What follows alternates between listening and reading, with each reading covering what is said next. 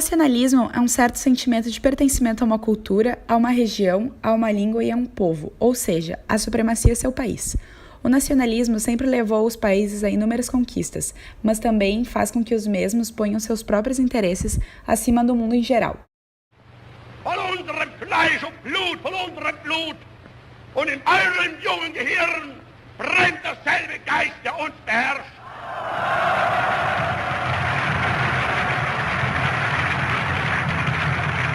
A doutrina Monroe é um exemplo de nacionalismo. Foi instituída no século XIX por James Monroe.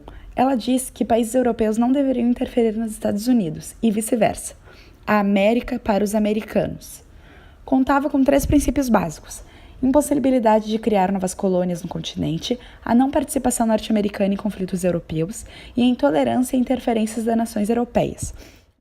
O país previa defender apenas o interesse norte-americano.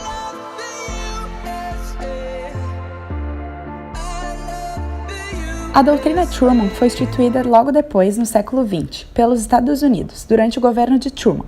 Tinha como objetivo impedir a expansão do socialismo. Foi implantado no período de Guerra Fria, onde eclodiu essa diferença ideológica. As 2 doutrinas foram instituídas devido ao forte nacionalismo dos Estados Unidos, que prevê uma política isolacionista e que defende a sua política imperialista externa. As 2 muito influenciaram na configuração do mundo atual, tendo em vista que, no período da Guerra Fria e por conseguinte a bipolarização do mundo, a posição que cada país se colocou foi baseada nas ideologias que as mesmas pregam.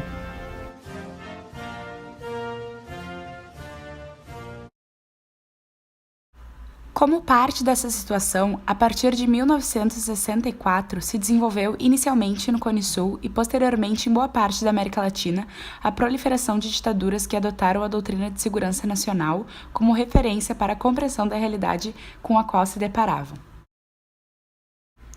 O pioneirismo no estabelecimento dessas ditaduras civil-militares coube ao Brasil, que deu o pontapé inicial do que foi uma verdadeira onda de regimes ditatoriais.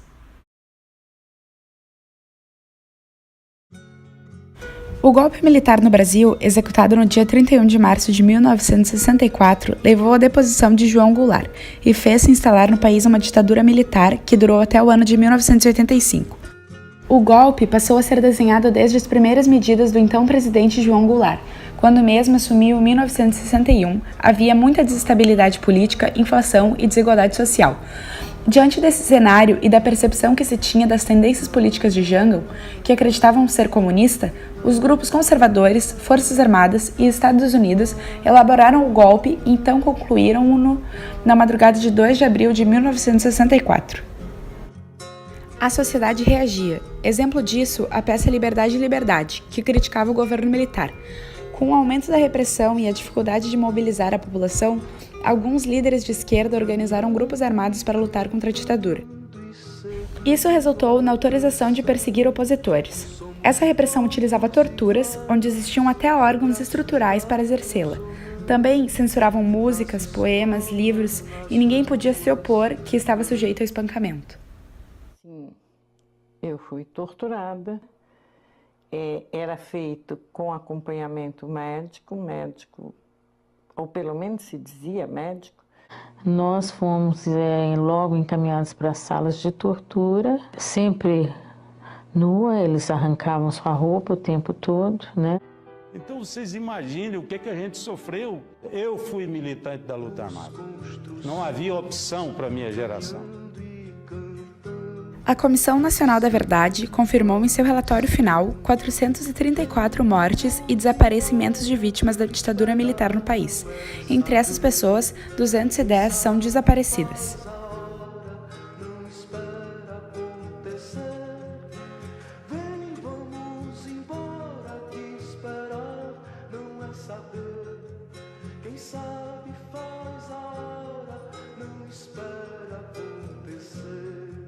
Muita gente faz comparação da ditadura militar do Brasil com a Argentina, mas na verdade ambas têm suas diferenças. Na Argentina, havia antes do golpe um movimento muito forte de luta armada da esquerda. Então, por incrível que pareça, o golpe foi recebido, inclusive, com alívio pela população. As pessoas estavam extenuadas daquela sucessão de atos violentos. Aqui não houve nada disso.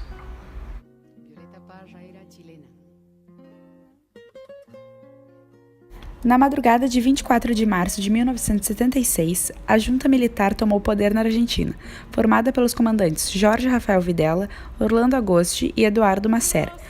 Nos 17 anos seguintes, até 1983, 4 juntas militares comandaram o país. Foi a ditadura mais violenta da América Latina, com estimativa de 30 mil civis mortos na chamada Guerra Suja. Centenas de líderes sindicais, militantes peronistas e de esquerda, jornalistas e intelectuais, considerados suspeitos, foram detidos ilegalmente e muitos deles passaram a fazer parte da lista de desaparecidos políticos. A prática de desaparecimento consistia no sequestro das vítimas e seu encaminhamento para cativeiros ilegais, que na maioria das vezes estavam localizados nas dependências militares ou policiais. Nestes centros clandestinos, as vítimas eram torturadas e, em sua maioria, assassinadas.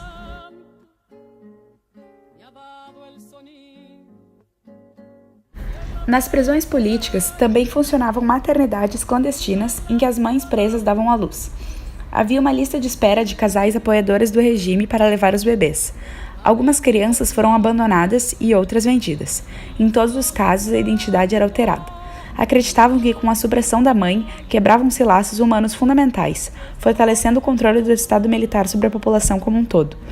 Ser capaz de atacar a vida em suas próprias raízes mostra o poder militar como absoluto e imutável.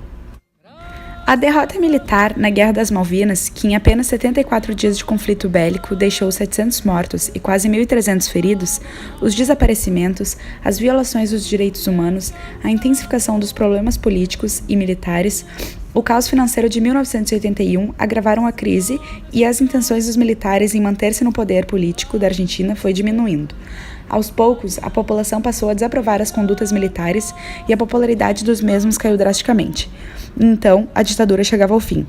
Em 1983, a Argentina elegia democraticamente seu primeiro presidente após o final da ditadura civil-militar. Familiares e integrantes de diversos movimentos sociais, dedicados à busca e à memória dos presos e desaparecidos durante a ditadura na Argentina, convocaram uma marcha no dia 24 de 2016 pelo centro de Buenos Aires para marcar os 40 anos do golpe militar no país.